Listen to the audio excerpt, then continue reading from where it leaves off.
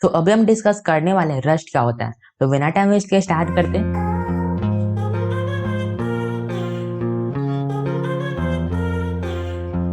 तो सबसे पहले हम रस्ट को समझने से पहले अपना नोट्स को ओपन कर लेते हैं। तो रस्ट को समझने से पहले हमको समझना पड़ेगा कि प्रोग्रामिंग क्या होता है। तो इसका डिस्क्रिप्शन में लिखा होगा, डाउनलोड कर लेना नोट्स का। तो ये प्रोग्रामिंग होता है क्या। तो जैसे कि हम एक एग्जांपल समझते हैं। जैसे कि अगर हमको एक सॉफ्टवेयर बनाना है, ठीक है, जो कि क्या करता है, वो हमारा दो नंबर्स को ऐड करता है। मतलब कि अगर हम चाहते हैं कि हमारा दो नंबर है, वो कंप्यूटर वो दो नंबर को ऐड कर दे, तो हम क्या करेंगे कि हम ये उसको थोड़ी ना बोलेंगे कंप्यूटर तुम दो नंबर्स को ऐड कर दो। अगर हम चाहते हैं कि हमारा दो नंबर्स को कंप्यूटर ऐड कर दे, तो वो दो नंबर्स को ऐड करने के लिए हमको वो लैंग्वेज में कंप्यूटर को बोलना पड़ेगा जो कंप्यूटर समझता हो। तो इसके लिए हमको कंप्यूटर का कंप्यूटर लैंग्वेज बोलना पड़ेगा। तो कंप्यूटर सिर्फ और सिर्फ प्रोग्रामिंग लैंग्वेज ही समझता है, वो हिंदी इंग्लिश कोई अदर लैंग्वेज नहीं समझता। अगर कंप्यूटर को हमको अपना काम करवाना है, तो हमको कंप्यूटर का ही भाषा में बात करना पड़ेगा, मतलब कि कंप्यूटर का लैंग्वेज में ही बात करना पड़ेगा। तो अगर हम चाहते हैं कि कंप्यूटर हमारा दो नंबर्स को ऐड कर दे, तो हमको कंप्यूटर का ही लैंग्वेज में बोलना पड़ेगा कि दो नंबर्स को ऐड कर दो। तो यही होता है प्रोग्रामिंग लैंग्वेज। तो प्रोग्रामिंग लैंग्वेज क्या होता है। प्रोग्रामिंग लैंग्वेज वो लैंग्वेज होता है जो कि कंप्यूटर समझता हो, और अगर हम कोई भी अपना काम कंप्यूटर से करवाना चाहते हैं, तो प्रोग्रामिंग लैंग्वेज में ही हम कंप्यूटर को इंस्ट्रक्शन देंगे कि वो काम कर दो, तो कंप्यूटर वो हमारा टास्क है या हमारा वो काम को कंप्लीट कर देगा। तो यही होता है प्रोग्रामिंग लैंग्वेज। तो अब हम समझते हैं कि रस्ट क्या होता है। तो यहाँ नोट्स में लिखा हुआ है, तो यहाँ पे सबसे पहले क्या लिखा हुआ है, rust is a multi paradigm general purpose programming language design for performance and safety, specially safe concurrency. इसका मतलब क्या हुआ कि रस्ट एक मल्टी पैराडाइम लैंग्वेज है। मल्टी पैराडिम का मतलब क्या होता है। मल्टी पैराडिम का मतलब ये होता है, जैसे कि अगर हम कोई भी कोड लिख रहे हैं, तो जैसे कि हम रस्ट में कोई भी कोड लिखेंगे, तो एक कोड को लिखने का एक से ज्यादा तरह से हम लिख सकते हैं। मतलब कि कोड को अलग अलग तरह से लिखने का टेक्निक को हम बोलते हैं मल्टी पैराडिम। मतलब कि एक कोड को हम अलग अलग तरह से लिख सकेंगे, तो वो प्रोग्रामिंग लैंग्वेज जो कि एक ही कोड को अलग अलग तरह से लिखना सपोर्ट करता हो, तो वो प्रोग्रामिंग लैंग्वेज को हम बोलेंगे कि वो मल्टी पैराडिम लैंग्वेज है। मतलब कि मल्टी पैराडिम लैंग्वेज का मतलब वो होता है कि कोई भी अगर हमको काम करवाना है, कोई भी हमको कोड लिखना है, तो वो कोड को अलग अलग तरह से हम लिख सके। अलग अलग तरह से कोड को लिखने को हम बोलते हैं मल्टी पैराडिम एक ही लैंग्वेज में। तो अगर हम चाहते हैं कि हमारा लैंग्वेज तो एक ही हो, बट हम उसमें अलग अलग तरह से एक ही कोड को लिखना चाहते हैं, मतलब कि हमारा एक ही कोड हो बट उसको अलग तरह से लिख सके, तो वो होता है हमारा मल्टी पैराडिम लैंग्वेज। उसके बाद हमारे यहाँ पे लिखा हुआ है जनरल पर्पस प्रोग्रामिंग लैंग्वेज। तो जनरल पर्पस प्रोग्रामिंग लैंग्वेज का मतलब ये होता है कि हम वही लैंग्वेज से अलग अलग तरह का सॉफ्टवेयर बना सकते हैं, और वो अलग अलग सॉफ्टवेयर अलग अलग तरह का प्रॉब्लम को सॉल्व करता हो। मतलब कि हम एक ही लैंग्वेज से, जैसे कि हम ऑपरेटिंग सिस्टम भी बना दिए, और उसी लैंग्वेज से हम गेम इंजन भी बना दिए। तो ऑपरेटिंग सिस्टम क्या करेगा, वो ऑपरेटिंग सिस्टम सॉफ्टवेयर और हार्डवेयर के बीच में वो काम करेगा, और ये जो हमारा गेम इंजन होगा उसका हेल्प से हम गेम डेवलप करेंगे। तो एक ही लैंग्वेज तो है, बट क्या कर रहा है, जो एक लैंग्वेज से पहला जो हम ऑपरेटिंग सिस्टम बनाए, वो ऑपरेटिंग सिस्टम हार्डवेयर और सॉफ्टवेयर के बीच में रन करा, और जो दूसरा हम बनाए वो हमारा गेम इंजन, वो हमारा गेम को डेवलप गेम को रन करने में हेल्प कर रहा है। तो यही होता है जनरल पर्पस प्रोग्रामिंग लैंग्वेज। तो जनरल पर्पस का मतलब ही होता है कि एक ही लैंग्वेज हो, पर उससे अलग अलग तरह का सॉफ्टवेयर, अलग अलग तरह का एप्लीकेशन हम बना सके, और वो अलग अलग तरह का एप्लीकेशन अलग अलग तरह का प्रॉब्लम को सॉल्व करता हो। तो यही होता है हमारा जनरल पर्पस प्रोग्रामिंग लैंग्वेज। और उसका यहाँ पे लिखा हुआ है कि design for performance and safety. इसका मतलब ये है कि रस्ट को बनाया गया परफॉर्मेंस के लिए।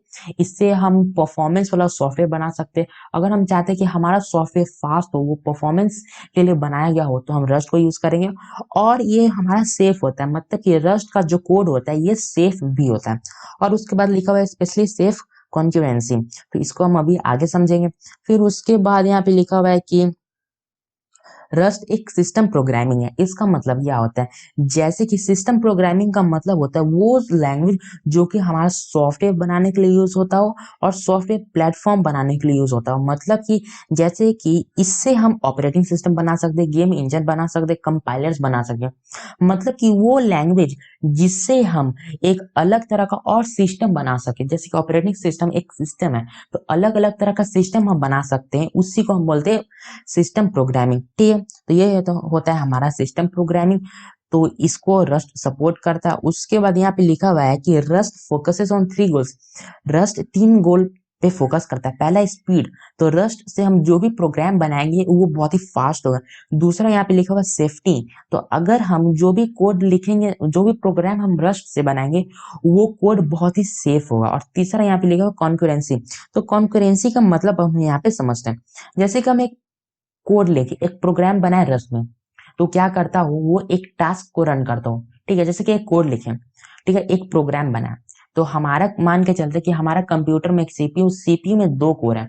तो एक जो हम प्रोग्राम बनाए रस्ट में, वो क्या करेगा कि जो हमारा सीपीयू है उसका 2 कोर है, तो वो 2 कोर है वो प्रोग्राम को हैंडल करेगा।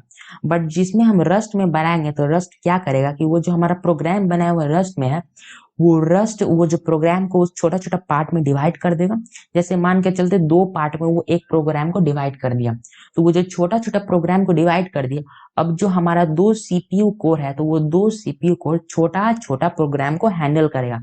पहले क्या कर रहा था कि वो एक ही प्रोग्राम को हैंडल कर रहा था 2 सीपीयू कोर, और अब क्या कर रहा है कि वो हमारा 2 छोटा छोटा प्रोग्राम को हैंडल कर रहा है, जिसको रस्ट डिवाइड कर दिया एक बड़ा प्रोग्राम में से। तो एक कोर हमारा एक प्रोग्राम को हैंडल कर रहा है। तो इससे क्या होगा कि छोटा छोटा प्रोग्राम को हैंडल करने से प्रोग्राम फास्ट बनता है, इफिशिएंट बनता है। तो यही होता है कॉन्करेंसी का मतलब। कॉन्करेंसी का मतलब ये होता है कि प्रोग्राम को छोटा पार्ट में डिवाइड करना, और उसके बाद जो हमारा कोर है उस छोटा छोटा प्रोग्राम को हैंडल करेगा। तो यही होता है कॉन्करेंसी, और रस्ट से हमें परफॉर्मेंस मिलता है। और इसके बाद हम नीचे देखें तो यहाँ पे लिखा हुआ है कि सपोर्ट फॉर वेब असेंबली।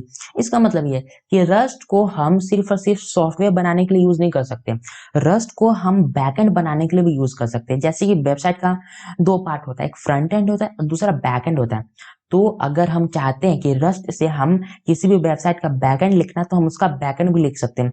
तो इसे हमारे पास जैसे बहुत सारे लैंग्वेज होता है, जैसे कि नोड जेएस है, जैंगो है, फ्लास्क है, इससे भी तो बैकएंड लिखाता है। तो हम रस्ट को यूज क्यों करें? रस्ट को बैकएंड में यूज करने का रीजन ये है कि ये जो होता है ना, बहुत ही फास्ट होता है। जो कोड हम रस्ट में बैकएंड में लिखेंगे वो बहुत ही अच्छा परफॉर्मेंस देगा, फास्ट देगा, वो बहुत ही जल्दी एग्जीक्यूट होगा। तो अगर हम चाहते हैं कि हमारा बैकएंड बहुत ही फास्ट हो, बहुत ही एग्जीक्यूट जल्दी अपना प्रोग्राम को कर दे, अगर हम चाहते हैं कि हमारा बैकएंड प्रोग्राम जो है उसको जल्दी रन करे, फास्ट परफॉर्मेंस वाला बैकएंड बनाना चाहते हैं, तो हम यूज करेंगे रस्ट को। तो यही होता है हमारा रस्ट। और इसमें एक और बात ये था कि रस्ट में ये होता है ना कि रस्ट में गार्बेज कलेक्टर भी नहीं होता है। तो रस्ट में गार्बेज कलेक्टर नहीं होता, तो पहले समझते गार्बेज कलेक्टर क्या होता है। तो गार्बेज कलेक्टर, जैसे कि हम एक प्रोग्राम बनाए, तो क्या करेगा, वो जो हमारा प्रोग्राम है दूसरा लैंग्वेज में जो गार्बेज कलेक्टर को सपोर्ट करता है। तो जैसे कि हमारा एक प्रोग्राम बनाया हो, उसमें एक कुछ कोड लिखा हुआ है जो कि बिना मतलब का स्पेस ले रहा है, रैम हमारा बिना मतलब का ले रहा है।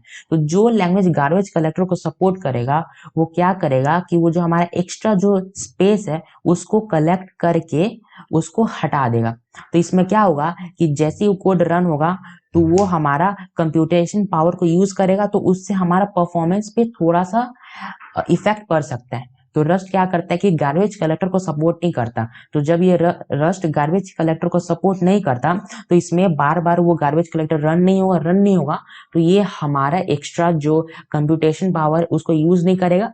तो इससे हमारा और फास्ट हमारा प्रोग्राम बनेगा। बट ये जो एक्स्ट्रा स्पेस जो खा रहा है उसको डिटेक्ट कैसे करेगा? रस्ट के अंदर एक सिस्टम में एक इनबिल्ट कॉम्प्लेक्स सॉफ्टवेयर होता है जो कि ये जो एक्स्ट्रा स्पेस को ऑटोमेटिकली डिटेक्ट कर लेता है। तो इसके वजह से उसमें गार्बेज कलेक्टर नहीं होता है, और ये और परफॉर्मेंस वाला सॉफ्टवेयर बना पाता है। तो यही होता है गार्बेज कलेक्टर। तो ये हम समझ चुके कि रस्ट क्या होता है, प्रोग्रामिंग क्या होता है। तो यही होता है रस्ट और programming. So thanks for watching my video.